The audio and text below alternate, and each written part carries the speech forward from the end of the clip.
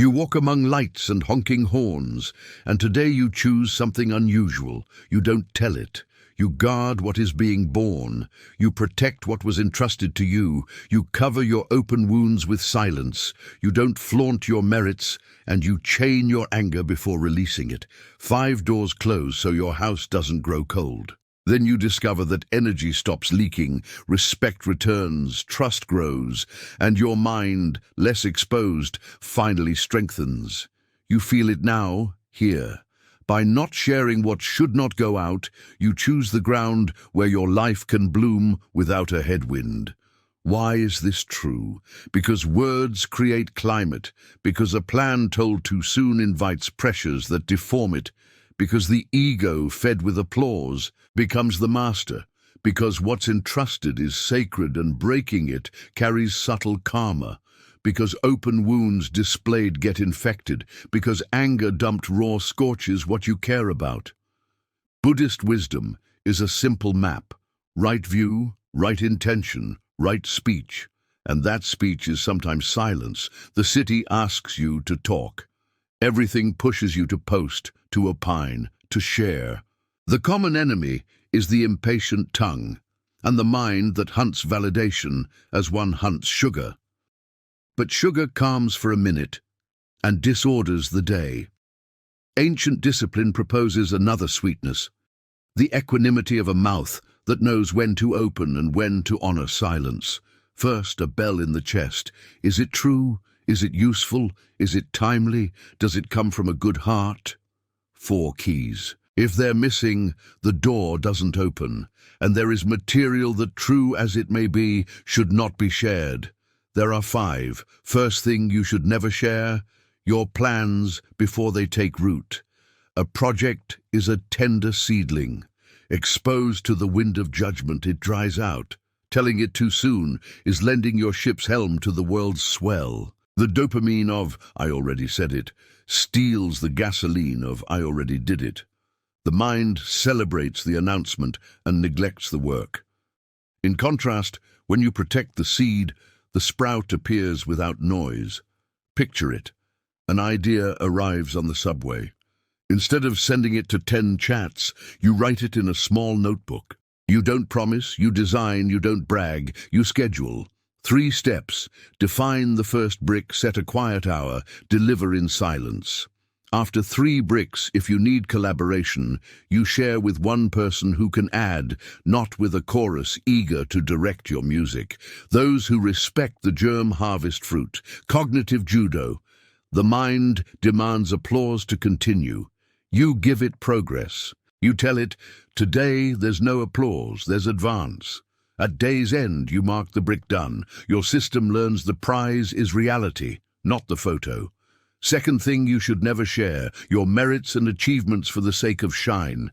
It's not about hiding them out of shame, but about not using them as currency. On the Buddhist path, flaunting merit opens a crack where pride enters, and behind it its shadow, the fear of falling off the pedestal. When you make your victories a lantern to light others, the light lands well. When you use them to scorch, you burn first. Seen, someone praises your project.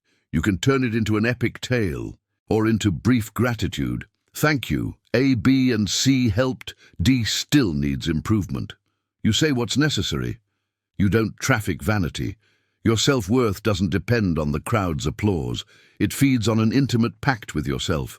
I did what was fitting. A gentle rule: share your effort to inspire, not your trophy to parade. And if you must speak of an achievement, also name the discipline no one saw. Its antidote to the poison of glitter. Third thing you should never share: secrets and words entrusted to you. Trust is a fine clay bowl. A small crack makes it useless. The temptation to tell it without names is just another name for gossip. The karma of speech works long-term. Today it entertains. Tomorrow it turns you into an unsafe place. Those who cannot keep end up alone, even surrounded. Imagine a feather thrown into the wind. You may try to gather it back, but the wind has already scattered it.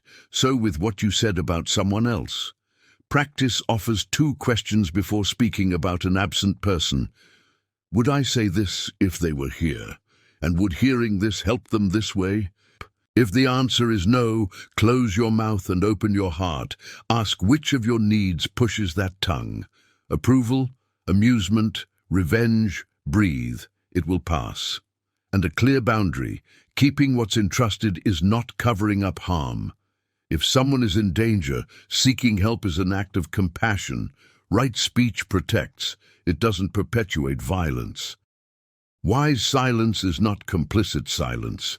Fourth thing you should never share, your wounds in process while they still bleed. Vulnerability is medicine, but dosage matters. Exposing pain while it's still burning can turn the public into an improvised surgeon. Opinions, unsolicited advice, comparisons, any of it can infect the wound. Buddhism suggests an intimate refuge. Breathe, name, seek precise holding. A trustworthy friend, a therapist, your journal, your practice. Concrete image. A loss hurts. Instead of uploading a torrent of words at once, you walk 15 minutes without your phone. You let the body say what the tongue cannot. Later, if you choose to share, you do it with intention. I'm seeking company, not solutions. Or, I just need you to listen. Clarity protects.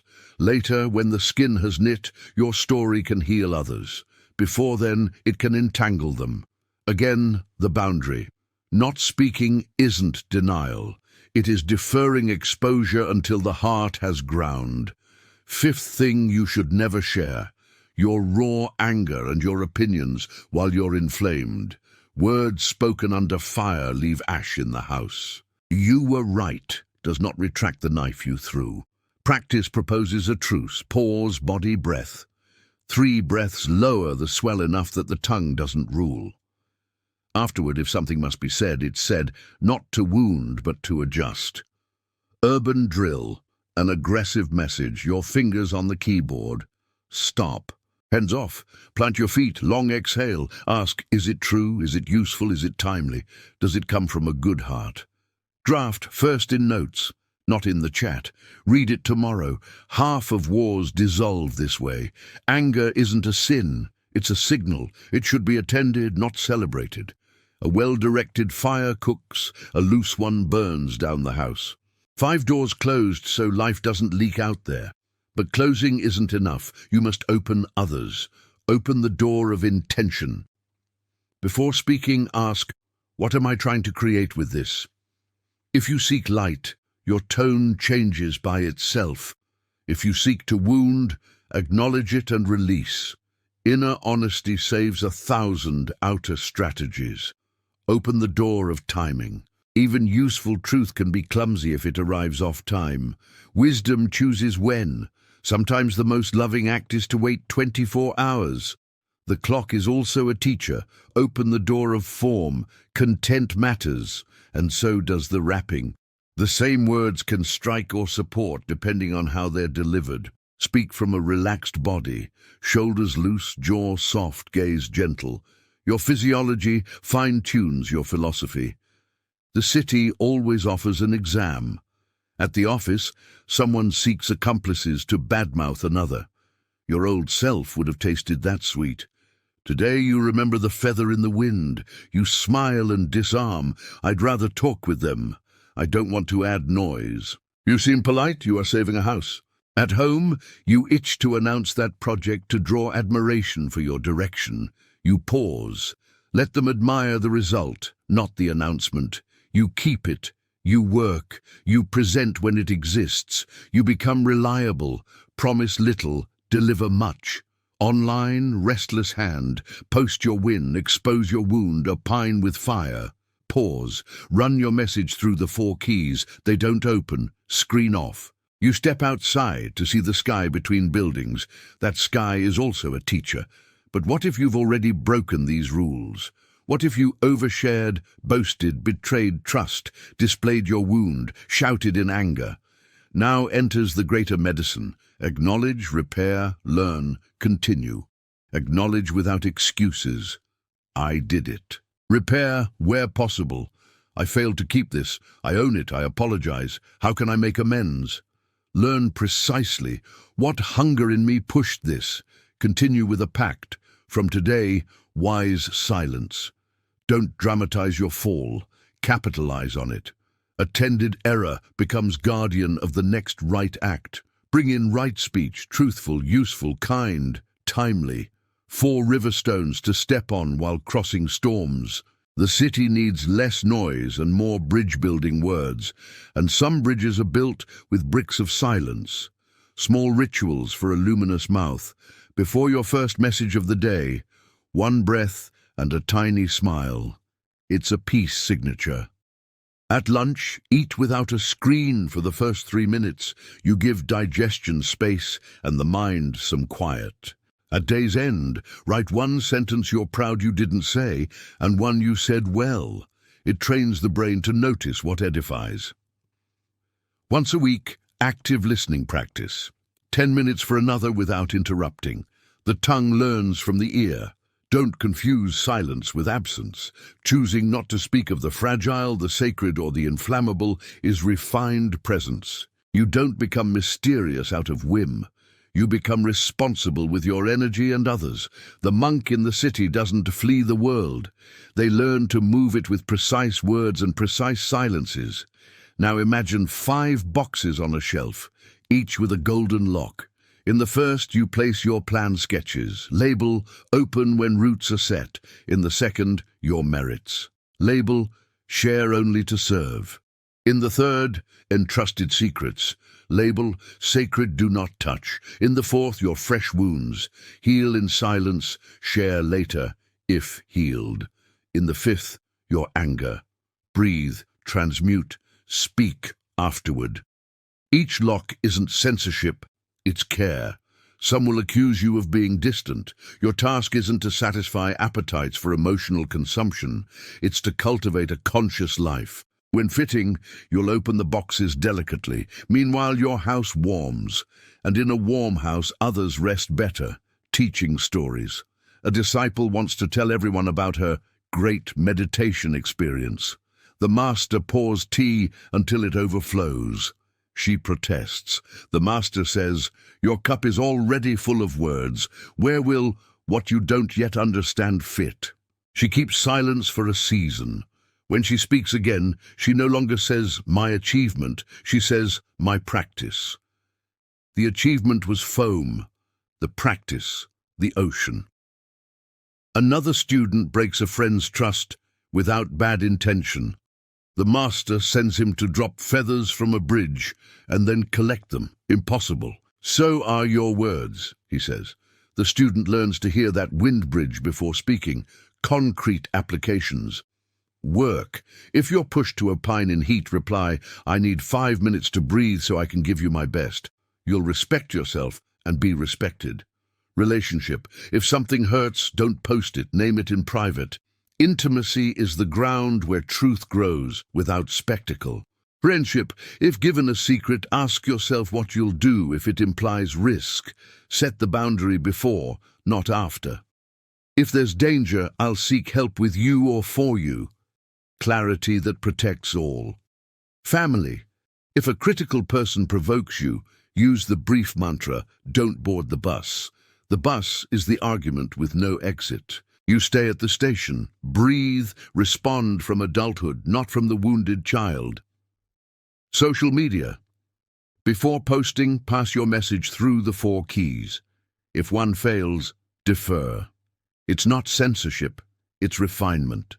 The body, ally of wise silence. Feel the tongue on the palate. Relax the mouth inside.